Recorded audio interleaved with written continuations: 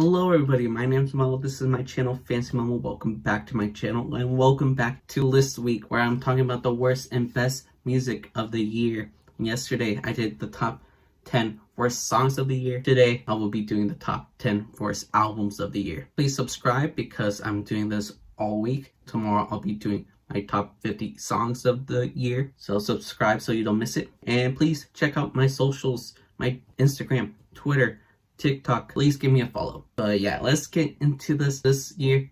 There's been a lot of great albums, but there has been a few bad ones. Let's talk about them, starting with number 10, which goes to Drake with Certified Lover Boy. So yeah, this is probably the most controversial album I'll have on the list. A lot of Drake fans like this album and a lot of music fans don't like this album, and there's a good reason why.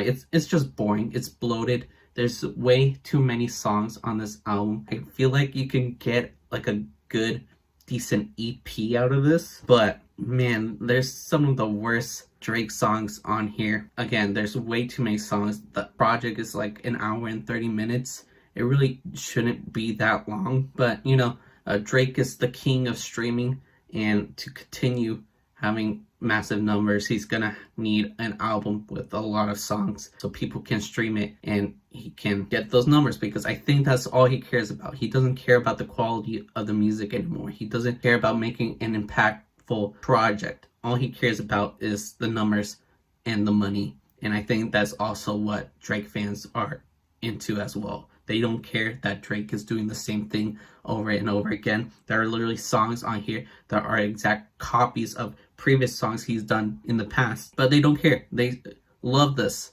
Why? Because Drake made it. That's why. They don't care if Drake is not pushing himself or innovating or doing something new. They like the same thing over and over again, I guess. And that's what they got with Certified Lover Boy. Just another Drake album, but even more boring. At number 9, we have Justin Bieber with Justice. Now, I'm gonna say this. He's making progress. This is better than Changes.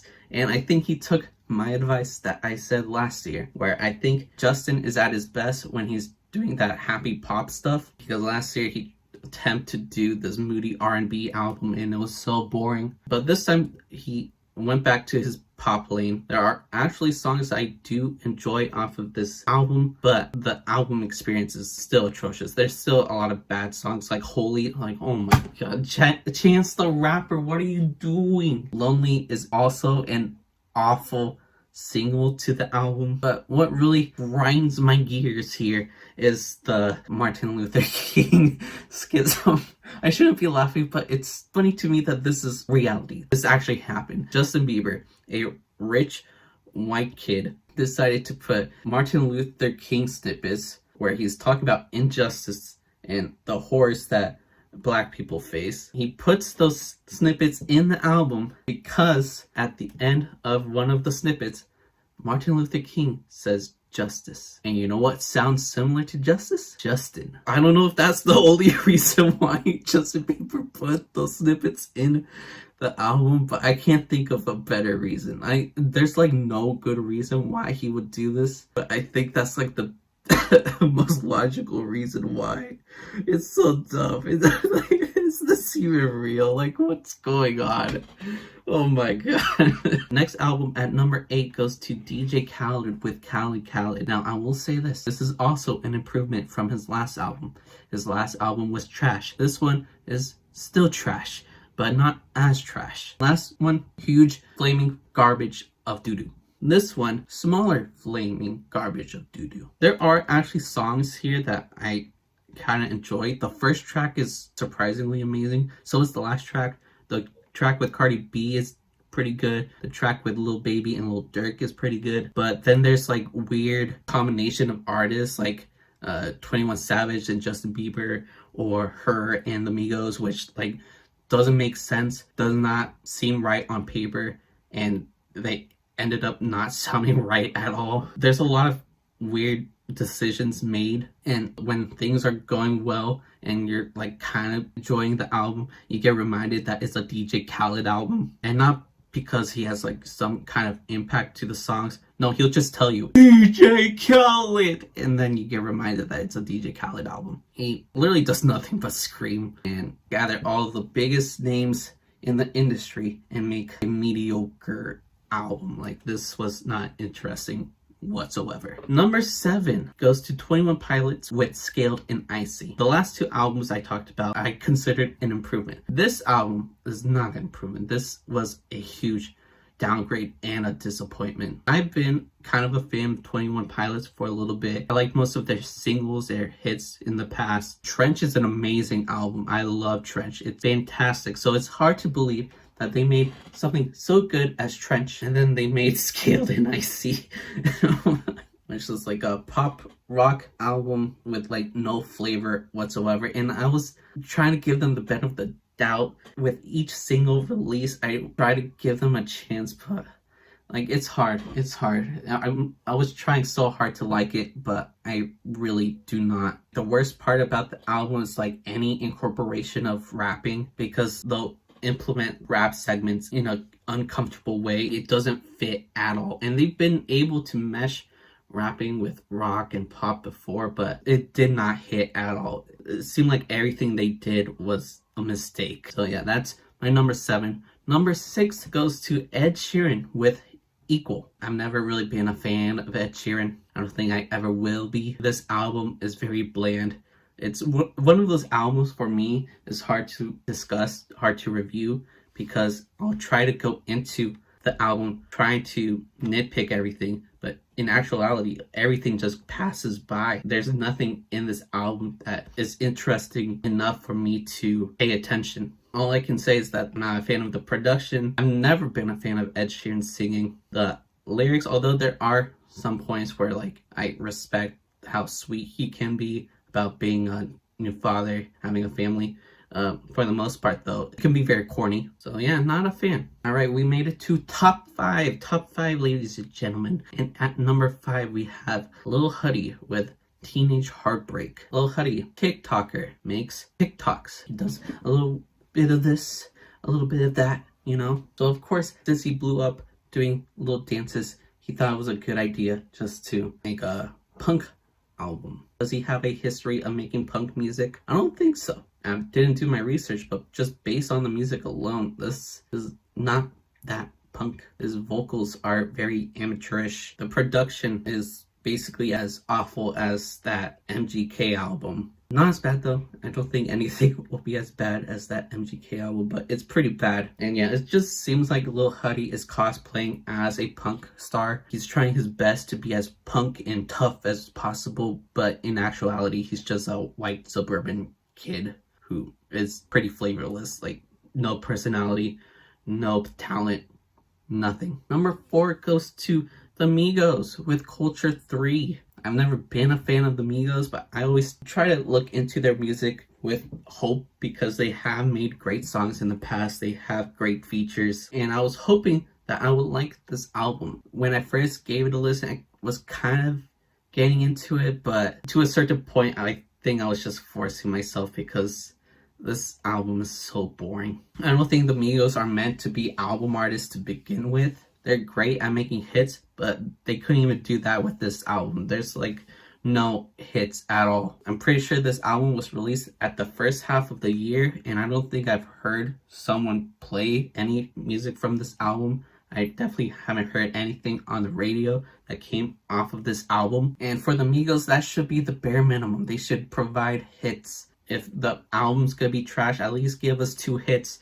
but they didn't. They did not do that at all. They just provided the same old Migos songs over and over and over again. It got tiring, it got annoying. Just like the Drake album, this project was bloated. So going through it from beginning to end is always like a chore. So yeah, that's my number 4 pick. Number 3 goes to Tones and I with Welcome to the Madhouse. After listening to this album, I think I do belong in the Madhouse because right now I'm not mentally there. What can I say? This is not good at all. I've never been a Tones and I fan. Dance Monkey is atrocious. It's one of the worst songs I've ever listened to. That song is like what, 3 minutes long? Imagine listening to an entire album with her voice. Do I need to say more? Her voice is one of the worst singing voices I've ever heard. All nasally and a high pitch, annoys me a lot. And I think the worst part about this album is that it's not like she pulled a Drake and just didn't really put in that much effort and just made a boring project. It seems like she really tried on this. She tried her best, and I think her best is some of the worst music I've heard this year. It's not good. I hate her voice. Please stop. Number 2 goes to French Montana with They Got Amnesia. Man, I wish I got amnesia. I wish I could forget about this album because, man, what are you doing? So French Montana has been in the industry for a while now, and he's still trying to find his own sound. This album is like a mixed bag of a little bit of everything. There's like some boom bap tracks, and then there's some club hits. There's this weird track with a Shakira sample. It made me laugh out loud when I first listened to it because I couldn't believe it was real. So not only is French Montana struggling on finding his own sound, but on every song he like does nothing. He has no impact whatsoever. Every feature on this album has a bigger impact than French Montana, even though a lot of these features sucked. There's a lot of bad features. I hated the Kodak Black feature. There's some features that made the songs worse, and then there's some features like Doja Cat and Saweetie that outshine French Montana on his own song. Like, you forget that French Montana is on the same song with Doja Cat and Saweetie because they carried it hardcore. French Montana called this album They Got Amnesia because he got mad at people on Twitter for saying how forgettable his music is. Why argue? Your music is atrocious. At this point, I think you would want people to forget that you make music, because I'm pretty sure you would much rather have us forget you exist than us telling you how bad your music is, because it's not good. Alright, that's my number 2 pick. At number 1, I've got Maroon 5 with JORDI. What happened to them? Like, I genuinely enjoyed some of the early stuff, especially when I was younger. I used to listen to them a lot, but they fell off big time. JORDI is just, I want to say, the bottom of the barrel, but I wouldn't be surprised if they make a project even worse. Especially in this album, Maroon 5 is so desperate for any relevancy whatsoever that they'll implement whatever's trending. They'll implement whatever feature is popping off right now, and they basically lose any originality whatsoever. You know, there's tracks with basic trap beats, and then they'll horrendously input a Megan Thee Stallion feature in there. I don't blame her, but she sounds like she's not trying at all. There's some Latin pop tracks with J Balvin in there because he's big right now. And I'm pretty confused on why they're doing this, because I'm pretty sure a couple years ago they were whining about how there's no real rock bands out right now, when there has been great rock music released recently. I definitely have some rock albums on my top 50 list, but you're whining about not having real rock anymore, and you're making some of the most basic pop music out now and trying to utilize anything relevant so you could have some kind of relevancy, because you guys are falling off. At this point, just pack your bags and leave. Have a vacation, retire, because you're just further ruining Maroon 5's legacy. Right now, it's at an atrocious point. Do not continue anymore. Just end it here, because I don't think Maroon 5 is capable of making good music anymore. On that note, I'll end things there. Thank you guys for watching. If you liked the video, that makes sense, right? Comment down below, what is the worst album of the year in your opinion? If you like music related content like this, please subscribe, since that is what I do here. And yeah, I'm done here. So thank you guys for watching. I love you guys. Goodbye.